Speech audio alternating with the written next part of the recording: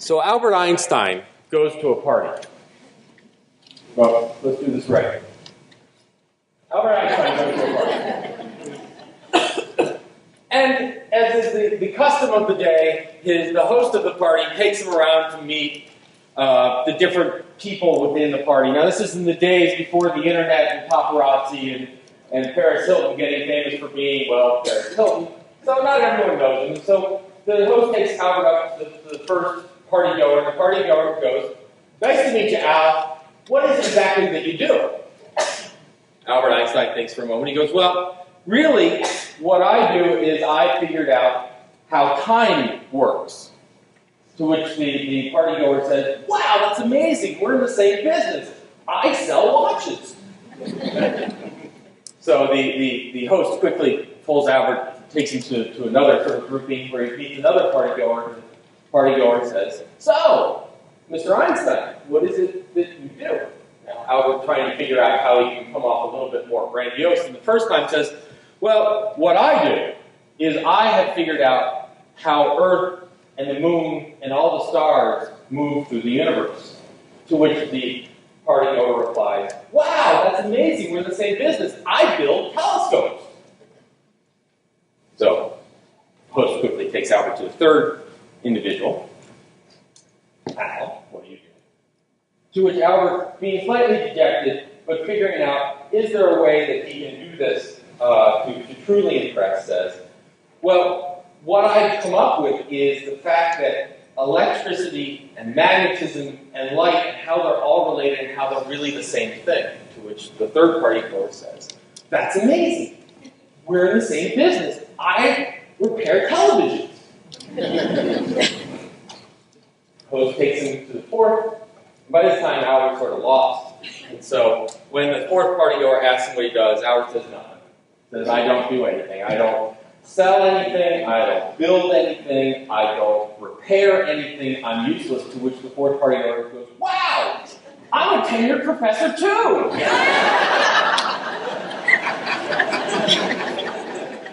Now, the point of that story is not simply to ingratiate academic librarians against me, but to say that if you take a moment, I think we would all agree that probably if you took a watch salesman, a telescope builder, and a television repairman and you put them together, they don't actually equal Albert Einstein.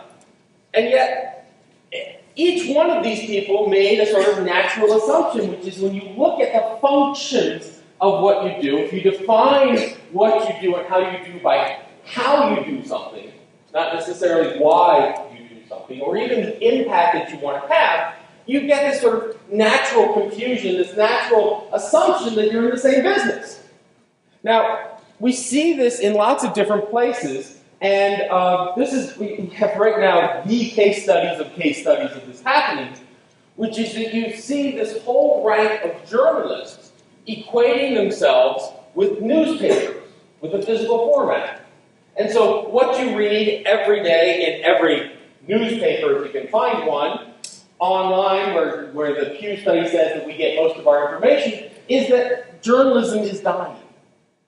Right? Newspapers are going away, and newspapers are closing, therefore journalism is dying. And I wonder, though, if you went to CNN and asked them that question, if they would agree.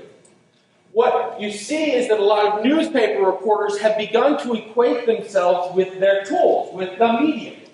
What do you do? I produce newspapers. And yet, you see over and over again that the value equation that they're trying to bring up, where they're trying to say why we need newspapers, has nothing to do with pulping paper. It has to do with credibility. It has to do with information. It has to do with keeping politicians honest. It has to do with lots of things above and beyond how it turns up in a given format. And so the question is, if newspapers go away, does that mean journalism goes away? A certain type of journalism, what's the value? Now, we see this a little closer to home when we look at things like higher education. Does higher education equal facilities like this? Is this higher education? And what's very interesting is you see, particularly in OCC, so I'm a Syracuse resident, and we look at OCC, we look at the Hill, and at Syracuse University, we think we have a lot of cranes going. But then we come here, we're just like, it's amazing. You you guys should just have a construction union on site because we're building residence halls and we're building new education facilities, right? So we have this beautiful building. Is that what higher education is? Because certainly Phoenix University doesn't think so. At Syracuse, we have a pressure increasingly for distance education, and that's happening at higher education institutions, community college, university, college, it doesn't matter. There's a push to say, does someone actually have to show up in the glorious weather at Syracuse to learn? Do we equate higher education with a place? What do? Well, we stock classrooms. Now, you may think you know where I'm going, right? You think I'm going here, but I'm not. This is the suspense part. Because this is old, right? This is a done deal. This is not 1998. Hello, we're not going to have discussions about books equal libraries. This is silly. This is as useless a conversation to have, as done a conversation to have, as the fact that our information schools are really not library schools, and information versus librarianism. Forget it, it's done. It's a silly discussion. We are much craftier, much more intellectually able, and frankly, much more paranoid as a profession to buy this red herring. No. For librarians, it's not simply a matter of, if you have books and libraries or whatever, we see conspiracies everywhere, right? So we take a look at our online databases, and when we see our competition, when we look at our functional equivalent, when we see who's in the same business as us, we see things like Google, right? There's something absolutely amazing about a profession that's convinced it's going to put itself out of business, but is arrogant enough to think only the biggest corporations on the planet can do it. There really is a disconnect going on here.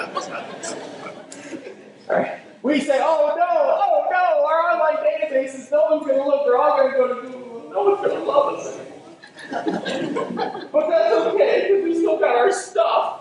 We still have our books and our catalog. I warned Bill Drew I was going to pick on him today. So all the screenshots you see is from Bill's library. And this, now I'm realizing, having read his prolific twittering yesterday before the conference even started, this might have been a poor choice. But we say we have our collections, we have our materials, but then we look and we say, oh no! Amazon's going to put us out of business. And the Kindle, right? So no one's going to need the building anymore because we have our Kindle. Now, I was walking over here, and Pauline, we used to work together. Pauline's saying it's pretty nightmarish some days in the library because you have to walk over students because they're so constrained. And I'm not quite sure how Kindle will handle that. But, no, we have to select. That's okay. We have services. We're a service group. We have our services. We do reference. Oh no! Yahoo Answers is going to put us out. By the way, I was talking to some librarians the other day. They were pretty much convinced that reference was going to be put out of business by Sears. that Sears is, in fact, in the same business as we are, right? Oh, wow, that's amazing, Mr. Einstein. We're answering questions, too, right? All help desks in the world are going to put us out of business. Now, what's interesting is when you look at this is a functional view of what we do and a functional view of what that means. That's a functional view. All right? I got to be careful. I am a professor. It's very important that I get obscure sometimes. I try not to do it. And slap me if I do. What do I mean? What I mean is when you look at this, you say, they do the same things as us. It's a how question. How do you accomplish this goal? We provide search, they provide search. We provide materials, they provide materials, right? Functional, how? But if you look at underneath what's going on, and you ask the question, are we in the same business, not by what they do, but why they do it, things get a little bit more interesting. Google is absolutely not in the information business. It is not in the knowledge business. Google is the world's largest advertising agency. Right? Those penny savers that you get in the mail, that's Google's competition. Right? Because what they do is they provide lots of services really well in order to get your eyeballs on advertising. And that's where they make their money. All right? And good old-fashioned Amazon? Amazon's not in the book business. Amazon has been in the book business for years. There's a Walmart online. In fact, Jeff Bezos said, that's what I want to be. You don't go to Amazon if you want a book. Sure, you can do that, but you also go to Amazon if you want a garden rake, if you want a computer, if you want a DVD, if you want what. They seek to do it cheaply and deliver it to you. And Yahoo Answers, also in the advertising business. Get eyes, get things going on. Now, I know what you're saying, because you are all intellectually sound people, and you're saying, Dave, you just set up a false dichotomy, which is the users don't care about what you just said. Users don't go to Google and think advertising, they think fine. And so they get some advertising, but to the user, they're looking at the functions, Dave. And so therefore, functional equivalence, that's how we're going to know what our competition is and what we should do next. But, what if, because there's fabulous stuff, I'm reading Herb Simon's Sciences of the Artificial, and that's what he says. There's lots of ways of accomplishing the same task. It's not like physics where you can sort of reinvent gravity. Right? When you look at an airplane flying through the sky, you don't go, oh, look, gravity. Right?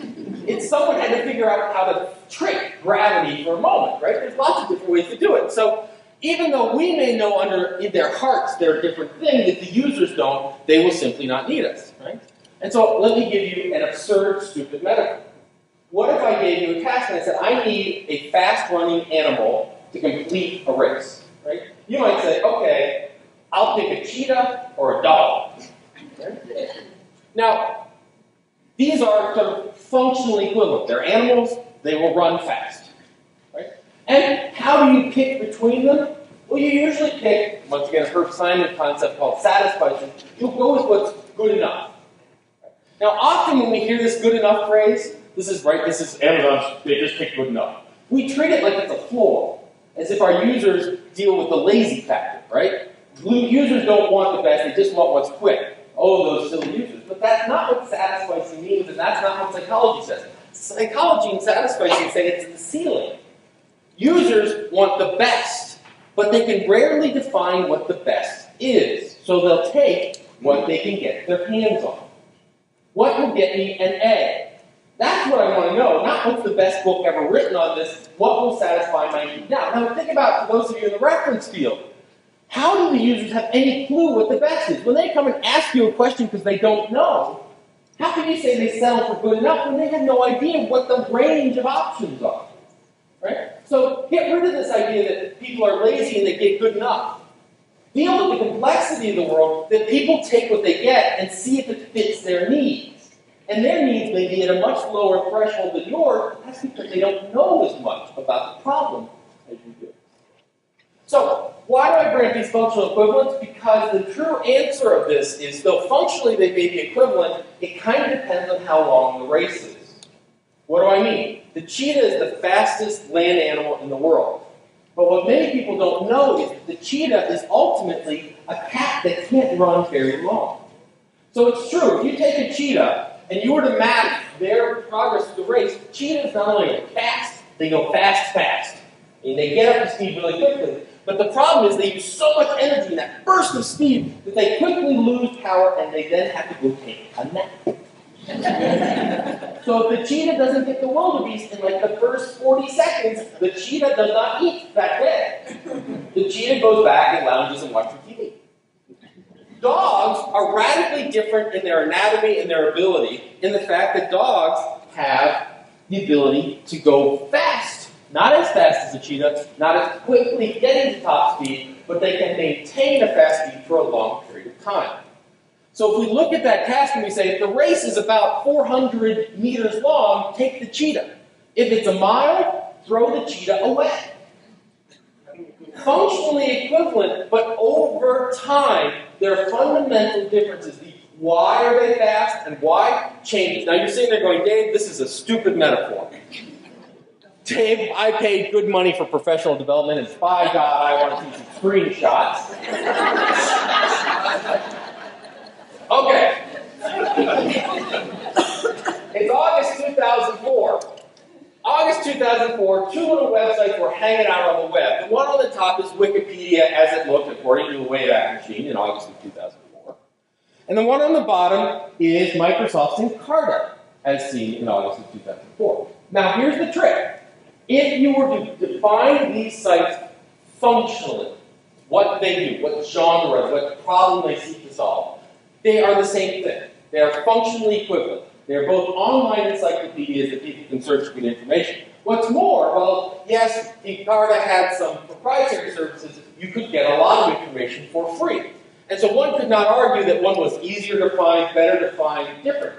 But watch what happens because of some fundamental whys over time, which is if we look at their performance in terms of market share over time, we see that over a 2-year period, life changes.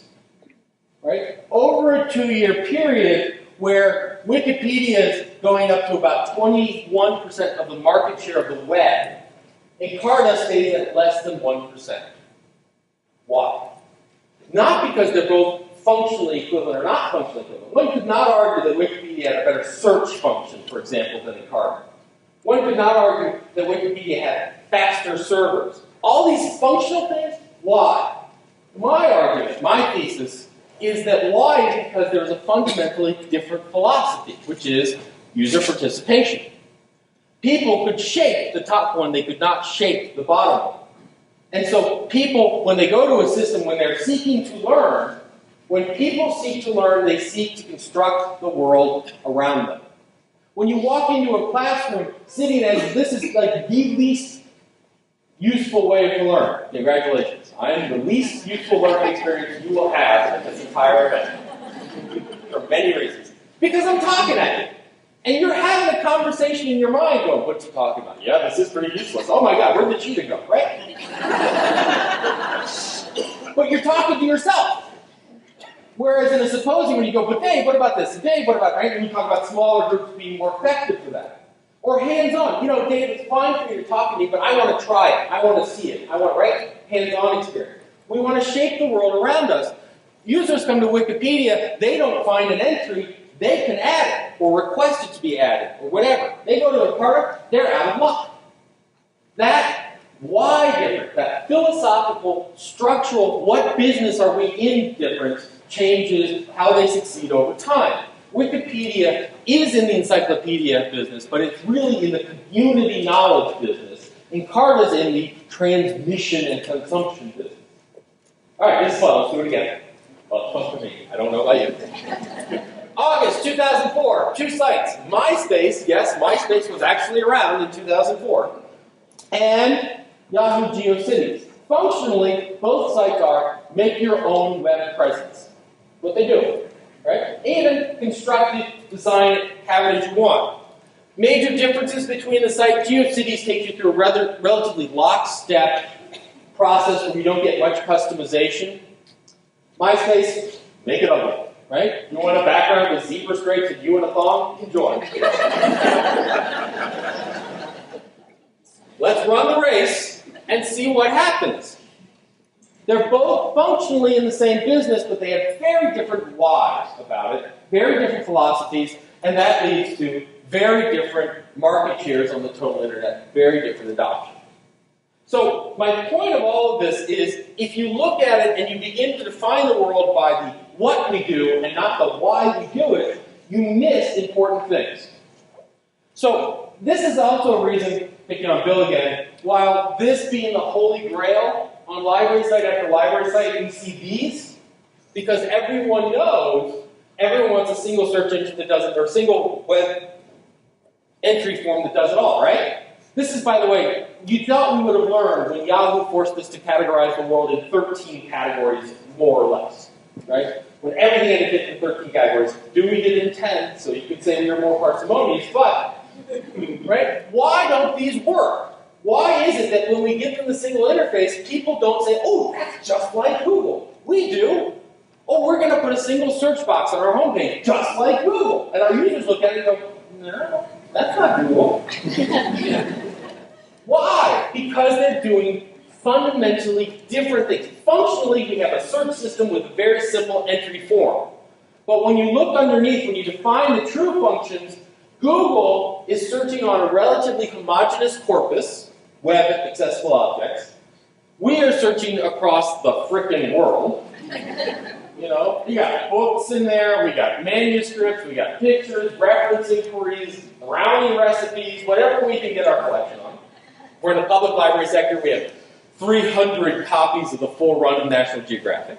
And there's also something that's also fundamentally different, which is Google is working in a connected world. The reason Google works is because it deals with something called, fancy term, topology. It deals with the fact that you don't just have bags of words out there on the web. You have bags of words that are connected to other bags of words. There were search engines before Google. How many of you lived through the days of Alta Vista? Right? Excite was going to save the world. But then Google did something fundamentally different, which is Alta Vista and Excite did bags of words. By the way, that literally is a phrase in information retrieval, bags of words.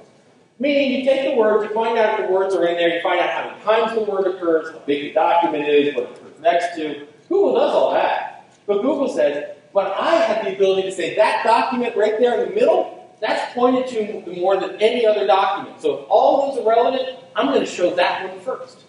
In essence, bringing around the notion of popularity. That it turns out that popularity by link, page rank, is an awesome surrogate for lots of things like relevance. Right? It's an awesome surrogate. By the way, Google tried this world. Does everyone remember, you probably still find it, the big WorldCat debates, when OCLC allowed Google to index the contents of WorldCat, and we all thought the end was near. Right? Google sucked at it. It took 6 months to index it, and once it indexed it, you couldn't find it. Because Google took this world and tried to apply it to this world, and the best it could find was a classification system, which is a really paltry level of connection.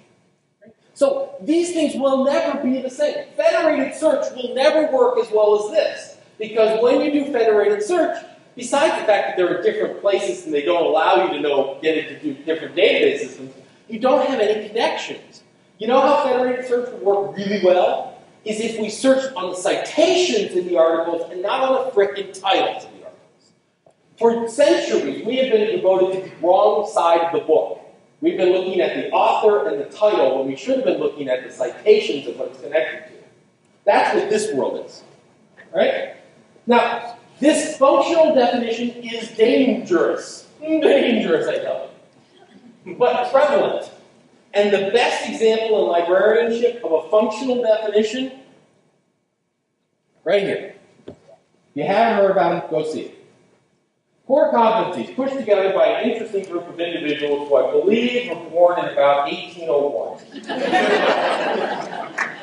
Passed and endorsed by the ALA Executive Council, and a bastion of functional definitions. If you look at this document, it's all about what thou shalt know. If in the religious context, this is the dogma, right? We don't care if Jesus was God. All we care about is that you don't eat meat on Friday, right? Because somehow those things are connected. Right? This is dogma, and it's a functional definition of librarianship. If you go through it, it's got sections. You should know foundations and ethics and information systems and reference and organization and cataloging and what your dog did last Thursday. And it's just this big laundry list of what you should know. And nowhere in that document is why should you know? But without that understanding of why, if our profession simply becomes a set of functions, how do we know what to do next?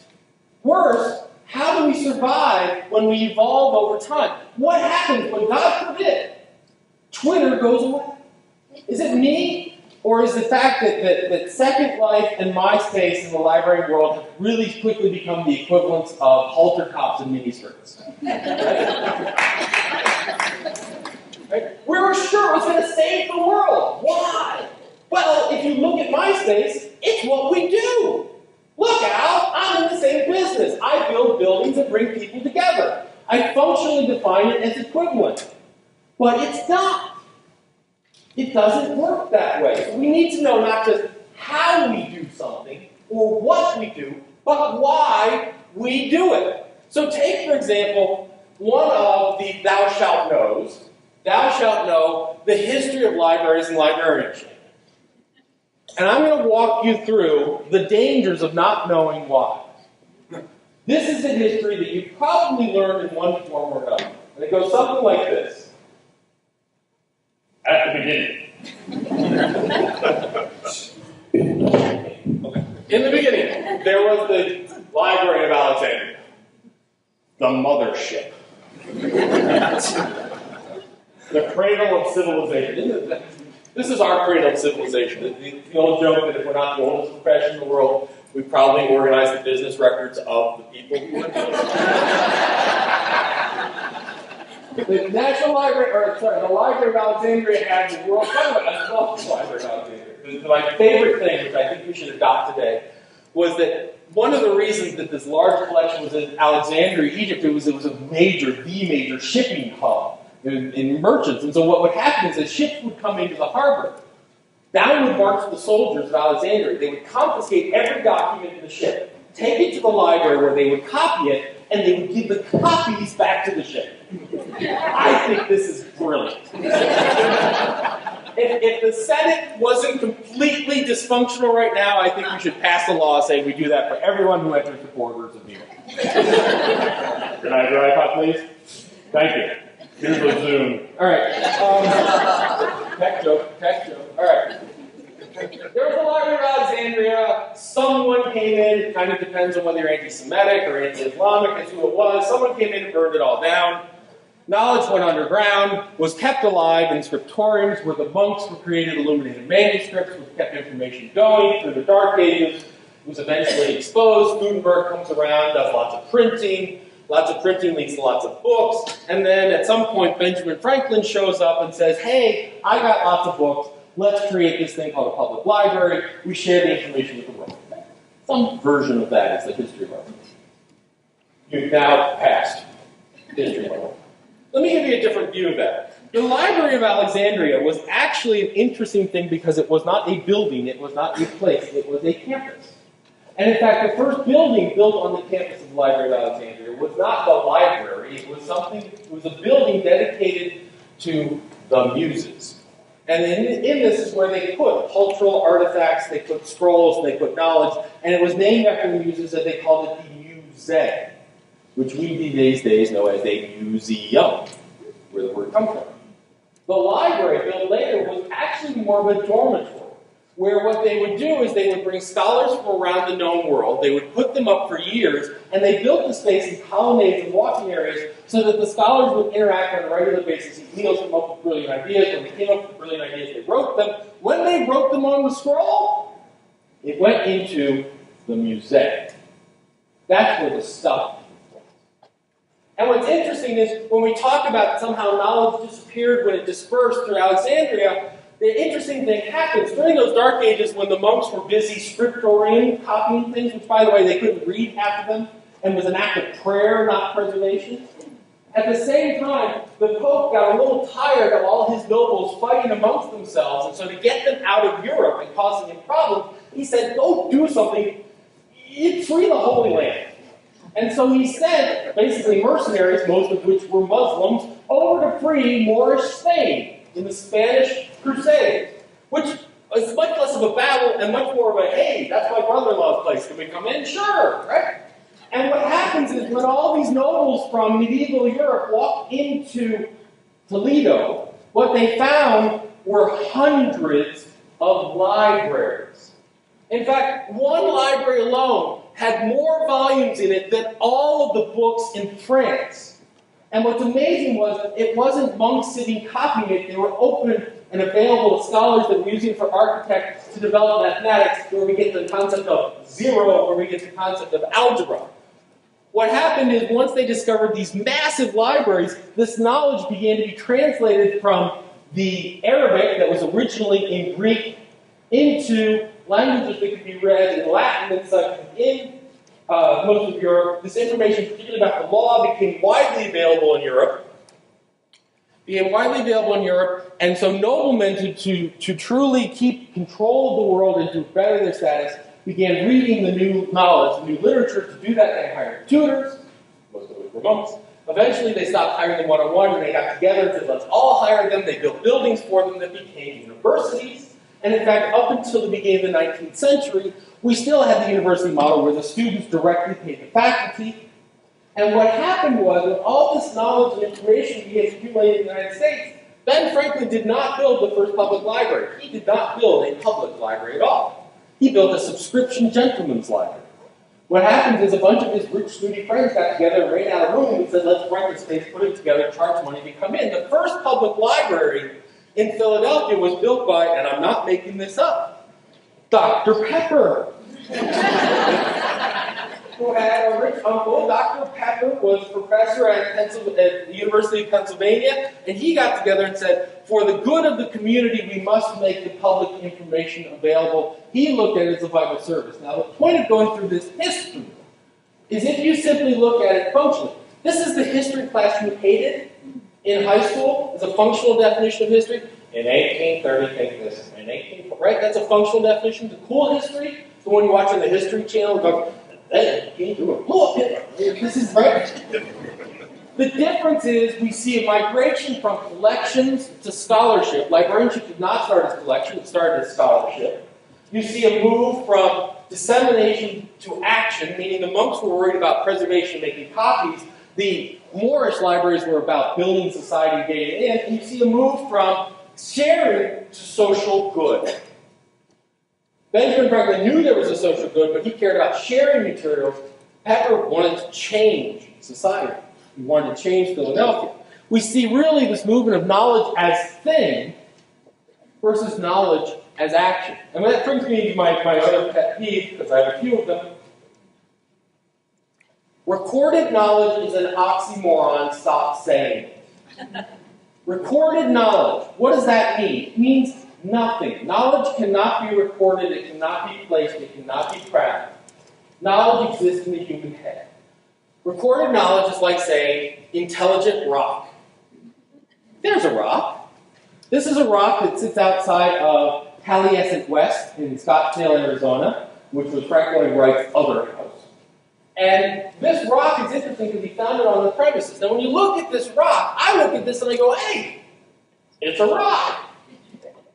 But if you notice, there's some scribbles on it. Those were not done by students. Those were done by Native Americans. And if you happen to be in Native American history and archaeology, you read those as ideograms. They mean something. If you're a geologist, you look at this rock and you go, I can tell you how that rock was formed, I can tell you how old it is, I can tell you where it came from. But what the point is, the archaeologist looking at it, the geologist coming in, the knowledge resides in the individual interpreting the object, not the object.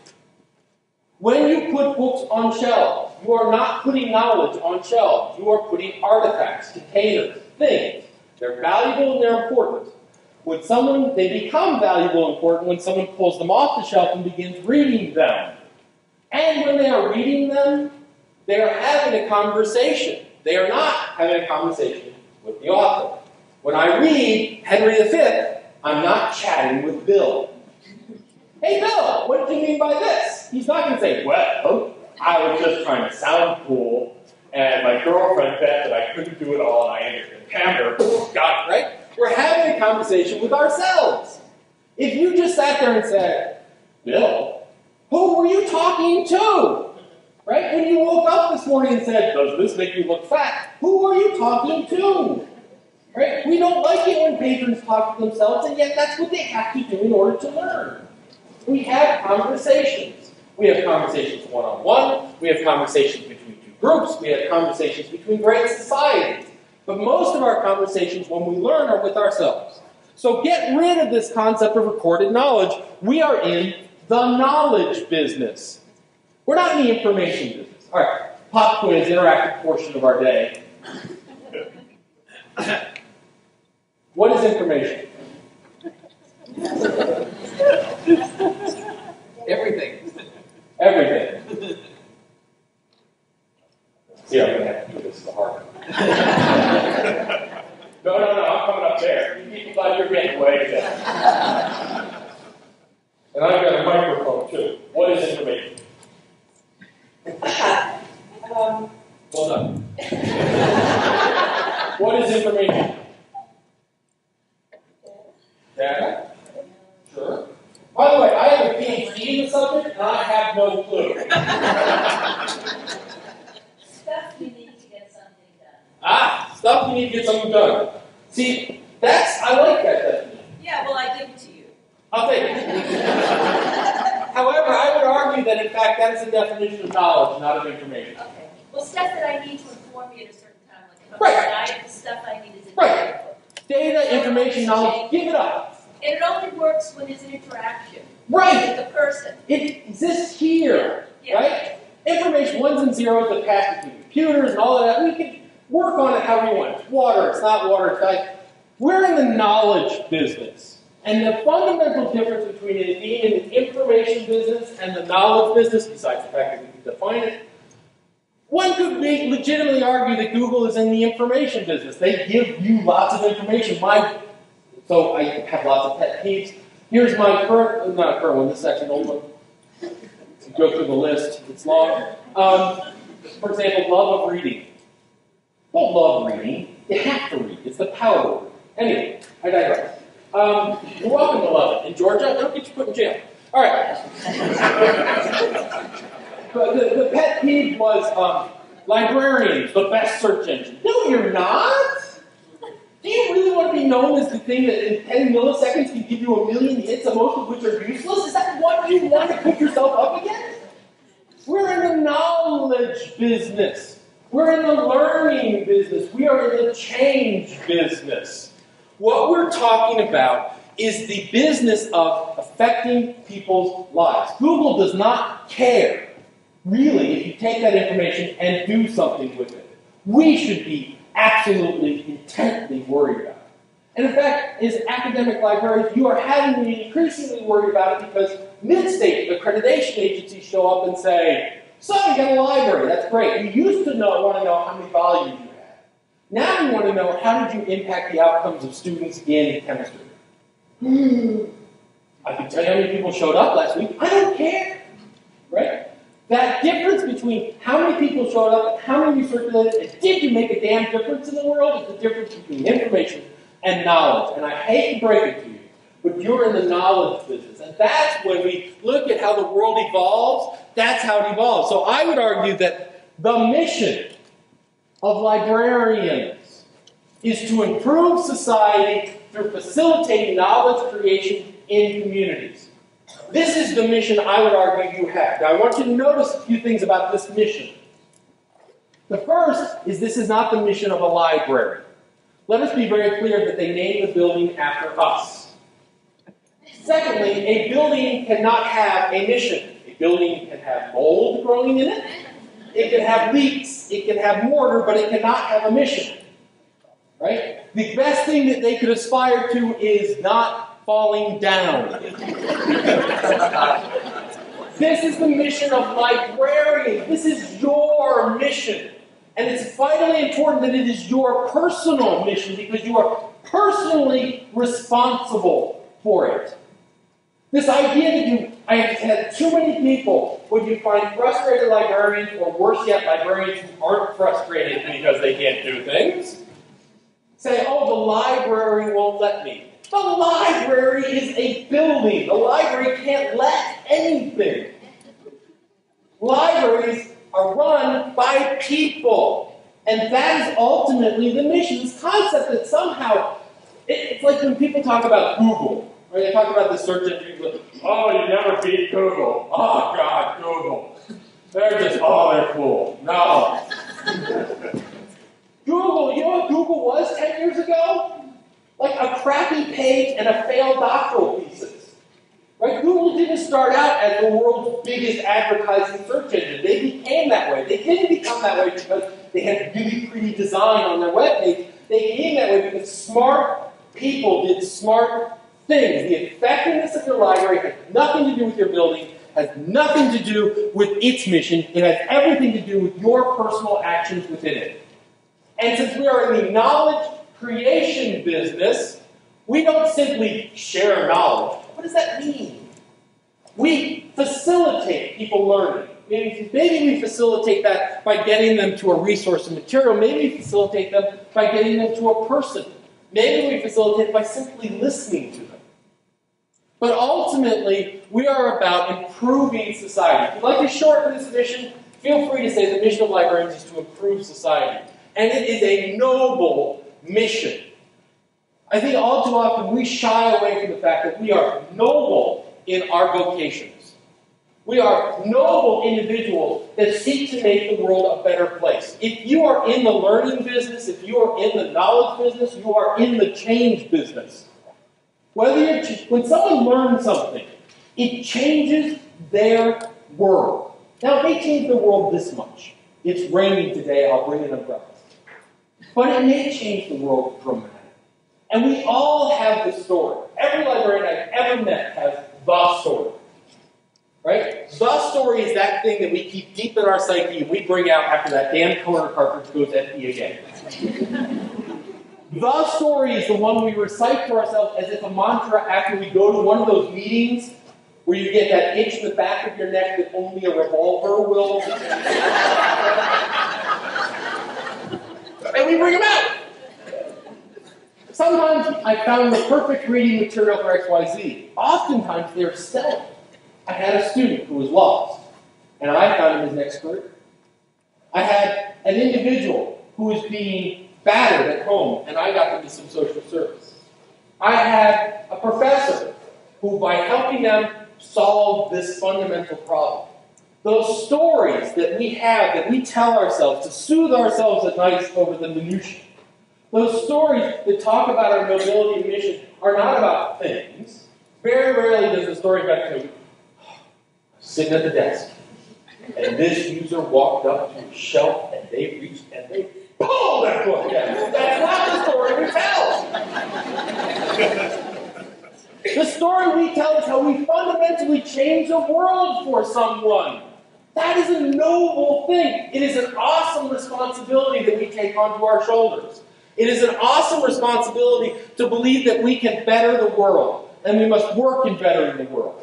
And we do that through not things and buildings, we do that through knowledge and facilitation and communication. So, this is great. How the hell do I do it? Because as bad as defining yourself functionally, we do reference, we do catalog, we do circulation, the next worst thing is defining yourself by vague mission statements that you have no idea how to implement. I'm not going to call anyone to testify amongst us. But we've all had a director with grand visions and no clue of the universe. Our library will be, ready for it? A world-class library. People will float to us on jetpacks.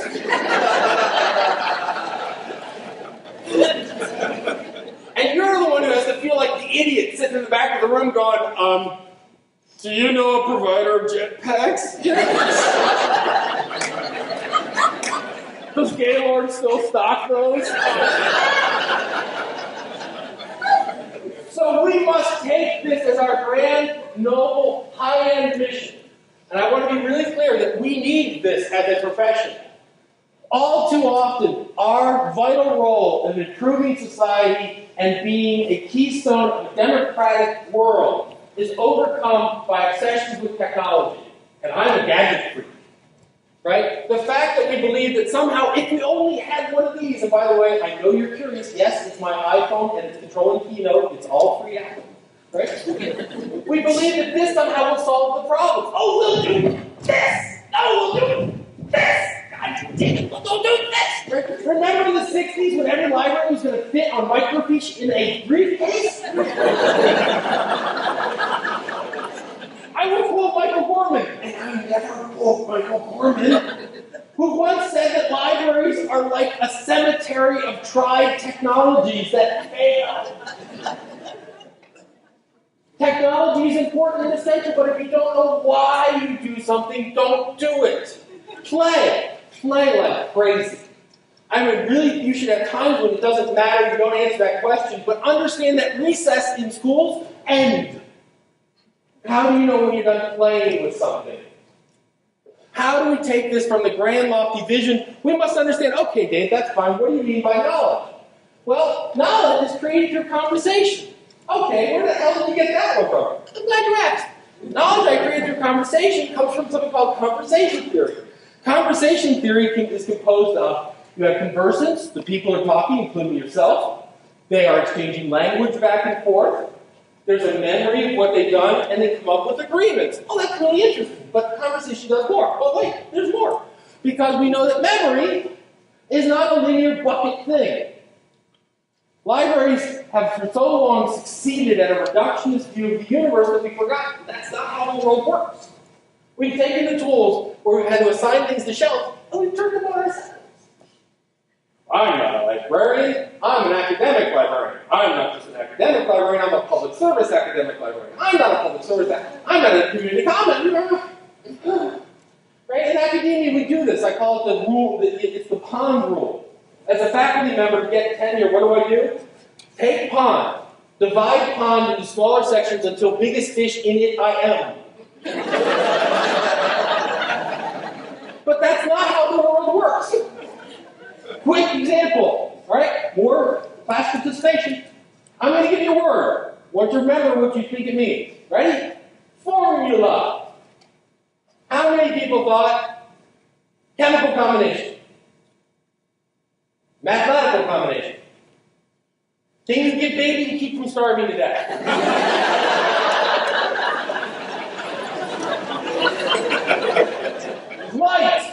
Light. How many people thought illumination? Not heavy? Set ablaze.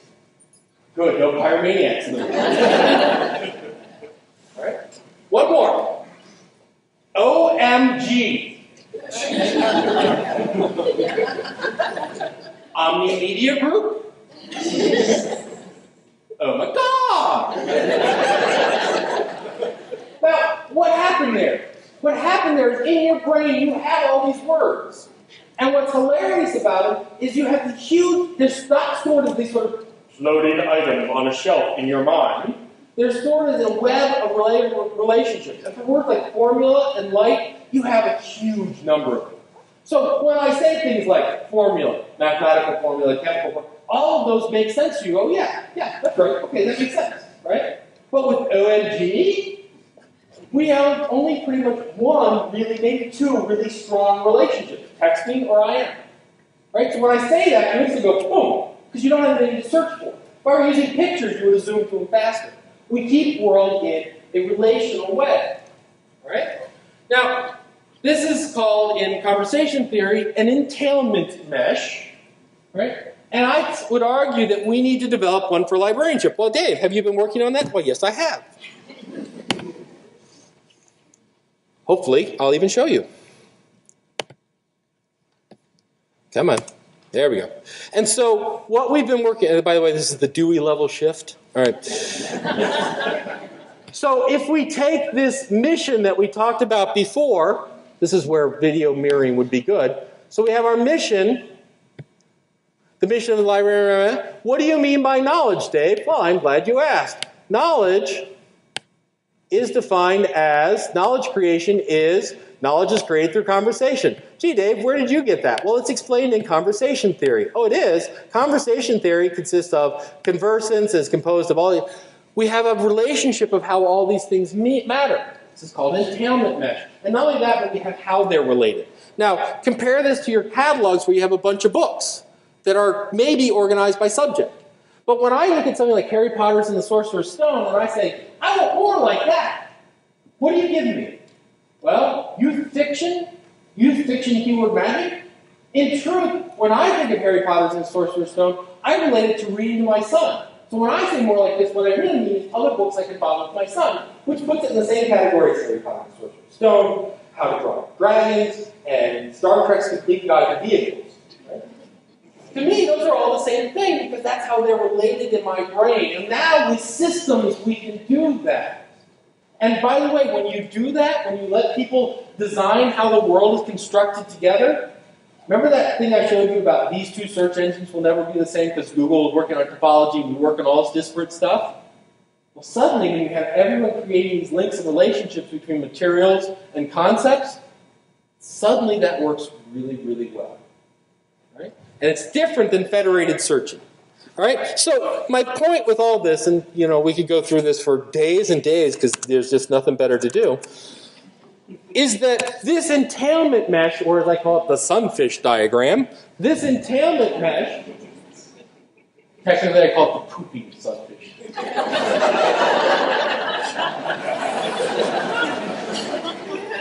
This begins to get to why of librarianship. Now, this is my view, and I've done it through lots of conversations and research and stuff, but you need to have a why view as well. We also, as a field, need to come together and have a why view. If we constantly come together, when do we come together? What do we do? What's and how's? What do I mean? How many standards committees have we been on? Oh, I'm on the policy committee. We are obsessed with policy. We want policy for things that don't exist yet. Right? We have to have a Twitter policy. Why? Some guy Twittered yesterday. There must be a policy.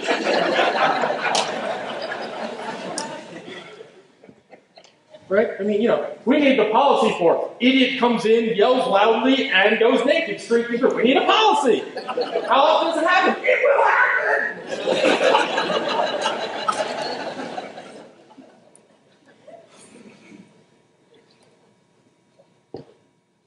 Ultimately, what we need to do as librarians, we're working on, we need to be part of it, is we need to understand that our mission is about knowledge. Now, we should look to Google, we should look to Amazon, we should learn from everyone that has tools that we can learn from. We should play.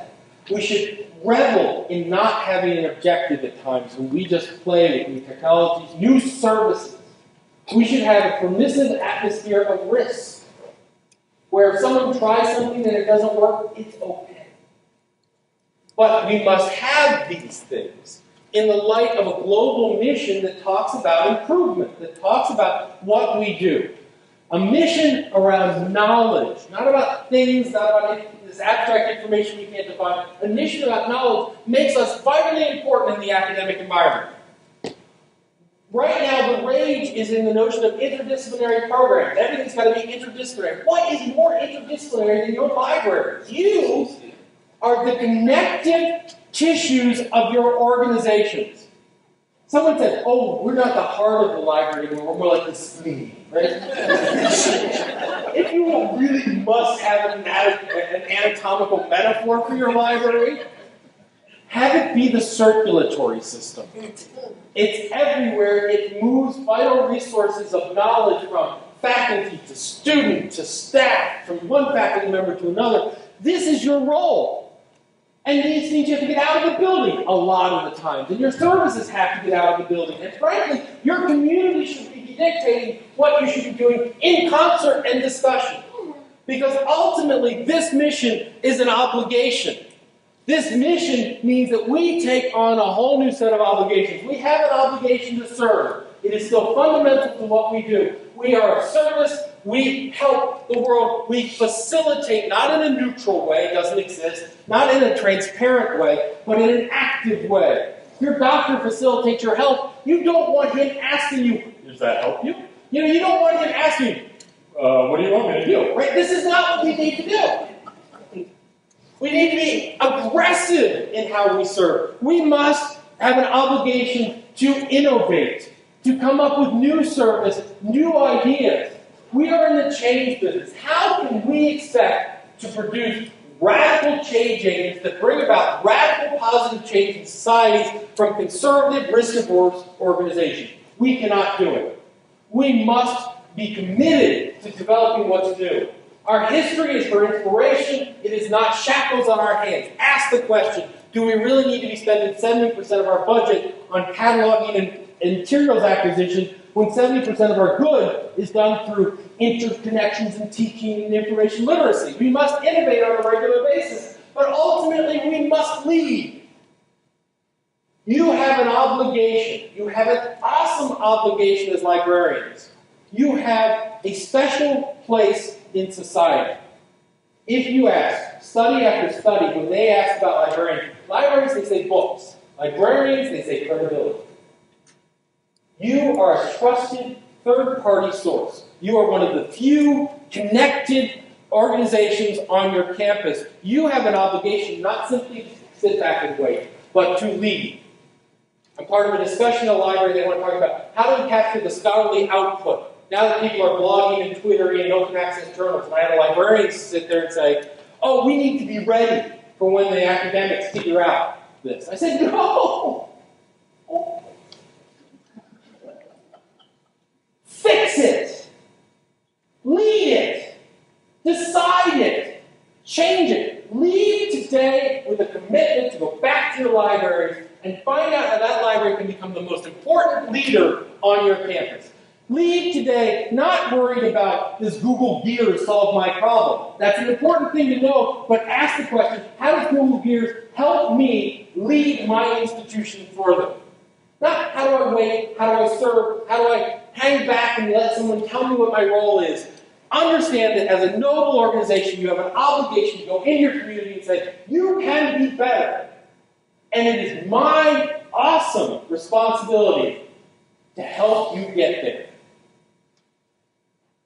Thank you very much.